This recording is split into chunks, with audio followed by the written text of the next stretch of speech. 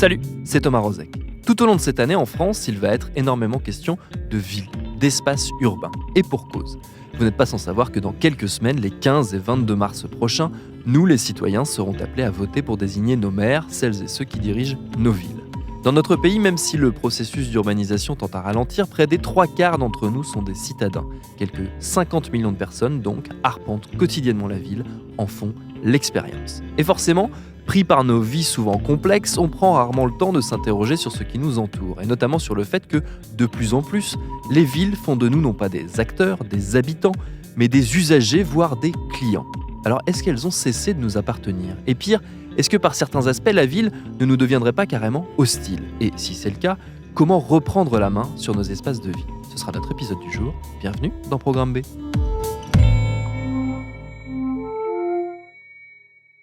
Ces interrogations, elles sont au cœur d'un livre, Reprendre place, paru aux éditions Payot et signé par notre invité, le chercheur Michael Labbé. Il est spécialiste d'architecture, maître de conférences en esthétique et philosophie de l'art à l'université de Strasbourg. Son livre est sous-titré Contre l'architecture du mépris, un concept sur lequel on va revenir. Mais avant tout, j'ai commencé par lui demander de quelle manière la ville pouvait se rendre hostile à ses habitants. Je pense qu'il y a sans aucun doute plusieurs manières dont elle peut se rendre hostile aux habitants. Je dirais dans des manières parfois assez microscopiques ou anodines en apparence, en créant une forme d'hostilité ou d'antagonisme entre certains habitants et d'autres par la mise en forme des espaces. Je pense ici à l'exemple, je dirais, assez paradigmatique du mobilier anti-SDF qui les criminalise par et dans les aménagements urbains d'une manière qui est relativement perverse, mais on pourra peut-être y revenir ici, jusqu'à des formes de dépossession qui peuvent passer par de la privatisation, au fond, où des habitants se sentent en quelque sorte dépossédés des lieux mêmes où ils passent leur vie, où ils ne peuvent plus faire exactement tout ce qu'ils pourraient potentiellement imaginer faire. Il y a le phénomène du surtourisme aussi, qui dépossède en quelque sorte, soit pendant des périodes longues, soit occasionnellement les habitants de leur propre lieu. Et voilà, tous ces signaux qui sont des signaux, je dirais, de mépris à l'égard des habitants, qui sont pourtant ceux qui font la ville par leurs usages, leur corps, leur présence, leurs rencontres, qui sont signifiés, on va dire, par les pouvoirs publics, les aménageurs, les promoteurs ou différents types d'acteurs, dès lors que face à cette question absolument essentielle, pour qui est faite la ville, qui a droit à la ville, eh bien, la part des habitants occupe aujourd'hui une portion de plus en plus congrue, quoi. Il y a des degrés dans ce mépris et dans cette hostilité que peuvent ressentir les habitants, ceux qui vivent dans la ville. Et vous l'avez mentionné, l'un des degrés les plus extrêmes, c'est celui qui touche les SDF, avec ce mobilier urbain anti-SDF. Est-ce qu'on peut s'arrêter un instant sur cet exemple qui est important, qui tient une place importante dans votre livre ? C'est quoi, en résumé, ce mobilier urbain anti-SDF ? Oui, bien sûr, c'est l'exemple, si vous voulez dire, paradigmatique, ou l'exemple qui a été la racine de ce modèle que je développe, qui est celui de l'architecture du mépris. Donc le mobilier anti-SDF, ce sont des bancs, ce sont des assises que l'on peut voir dans le métro, aux arrêts de bus, la substitution des hauts bancs traditionnels que l'on connaît, de mobilier qu'on appelle assis debout, d'appui sciatique. Ce sont aussi tout un tas de stratégies comme la mise en place de pics anti-pigeons, de répulsifs, de sons que l'on diffuse, etc., qui à chaque fois vont cibler très précisément, d'une manière quasi invisible pour les autres usagers, un certain type de catégorie, très souvent évidemment les SDF, aussi les jeunes, les skateurs, les graffeurs, etc.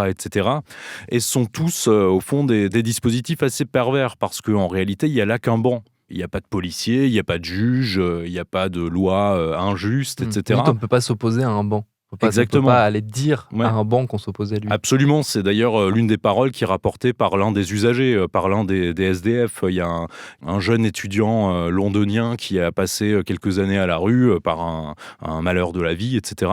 et qui disait qu'au fond, toute l'écologie urbaine, toute la géographie urbaine du jour au lendemain avait changé pour lui. Mais ce qui, au fond, m'intéresse beaucoup dans le mobilier anti-SDF, c'est que ça fonctionne au mépris. en quelque sorte. Donc il n'y a pas de tort économique qui est directement fait au SDF. On ne lui retire pas d'argent, il n'y a pas de tort juridique, mais il y a une violence extrême sur la formation de son identité, parce qu'au fond, lui sait très bien que par ce simple banc, on lui dit qu'il n'est pas le bienvenu, qu'il est un citoyen de seconde zone, etc. etc. Donc dans les villes néolibérales contemporaines qui sont obsédées par leur image, et dont, on va dire, l'un des ressorts d'attractivité majeure, c'est aujourd'hui l'image, eh bien, on tolère plus certains de ces indésirables, et donc on ne veut pas non plus voir des flics déloger des gens, etc., etc. Donc on met des bancs qui agissent en quelque sorte au mépris. Mais là aussi, on pourra sans doute y revenir, en ciblant certaines catégories d'usagers, parce qu'il faut rappeler qu'un SDF est au même titre que chacun de nous un usager de la ville, eh bien, on est tous affectés en réalité. Justement, vous décrivez un phénomène qui est intéressant quand on est soi-même citadin, on va dire, parce que il part de votre expérience à vous concrète. Vous décrivez la tension qu'il y a entre le fait de bénéficier des aménagements urbains et du renouveau urbain avec des espaces qui sont agréables, sympathiques quand on a les moyens d'en profiter, et en même temps de percevoir, de se rendre compte de la violence symbolique de tout ce qu'on vient de décrire. Oui, absolument. Le point de départ de ce livre, c'est mon expérience d'une place strasbourgeoise qui avait été récemment réaménagée. C'était une ancienne gare de bus Eurolines un peu sordide, avec des troquets pas spécialement sexy, etc., qui a été réaménagée dans une place qui est devenue un peu de place to be à Strasbourg, où tous les actifs, les bobos comme moi, etc., on va boire des verres, on paye des IPA à 7 € et on est très heureux, etc.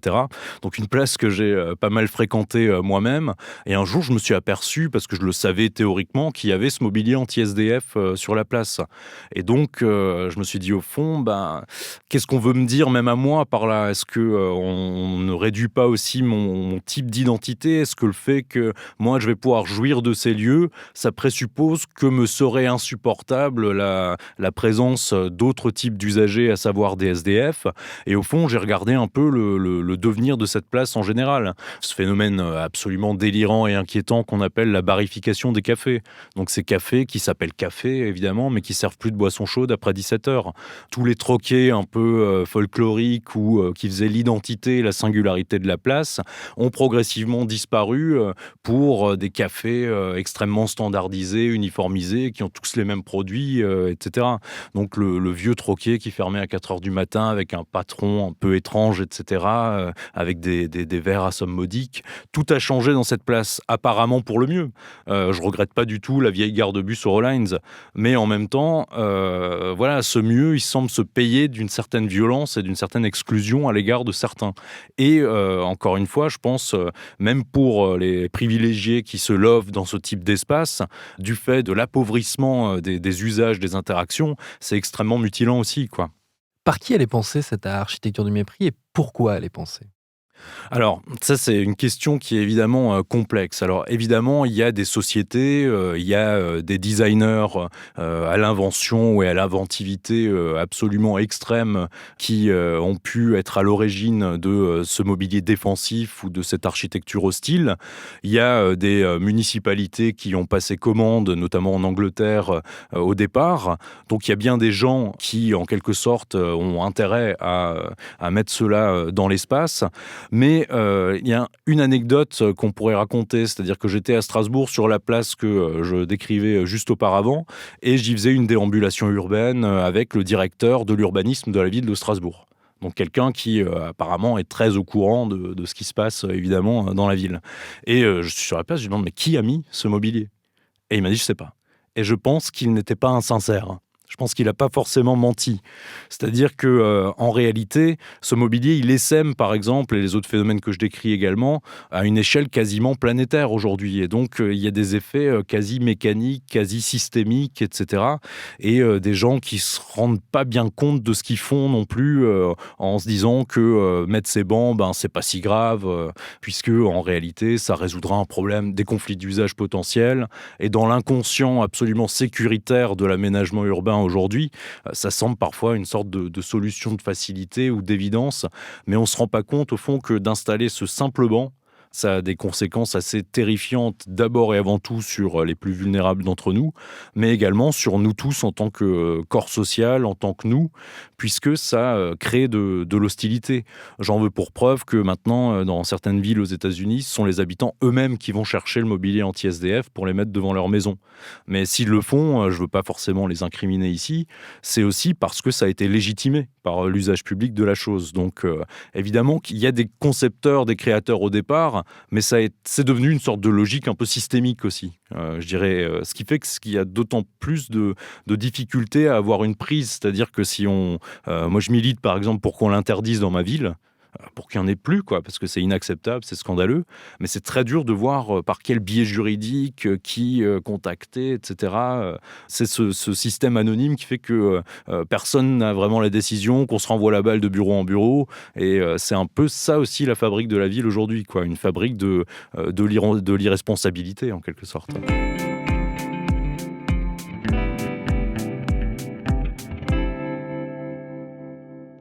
C'est aussi une fabrique de l'individualité. Vous décrivez un phénomène qui est amplement étudié depuis de nombreuses années, et notamment depuis la crise des Gilets jaunes l'année dernière, où on en a beaucoup parlé, et nous-mêmes dans ce podcast on en a pas mal parlé, c'est la disparition et donc le besoin de recréer des espaces collectifs. Et la ville, telle que vous la décrivez, elle en est cruellement dépourvue.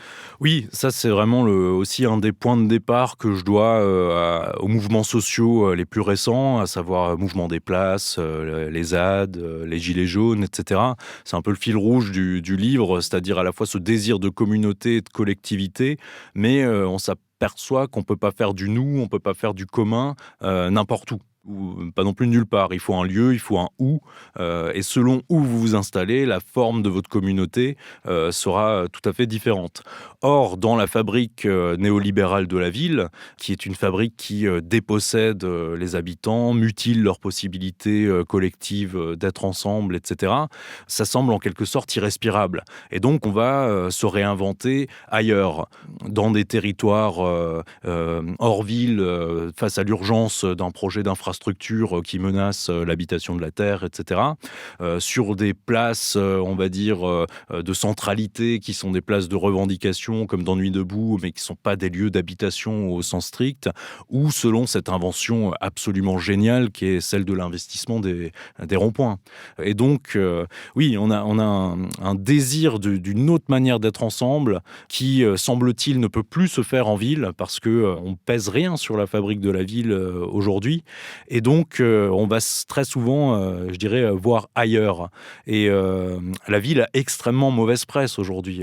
Je dirais, qui investit encore des sortes d'espoir dans un renouveau de la ville, dans un idéal urbain? Quasiment personne. La pensée la plus... une littérature absolument passionnante, etc., c'est toujours vivre hors de la ville, vivre sans la ville, vivre entre les brèches de la ville.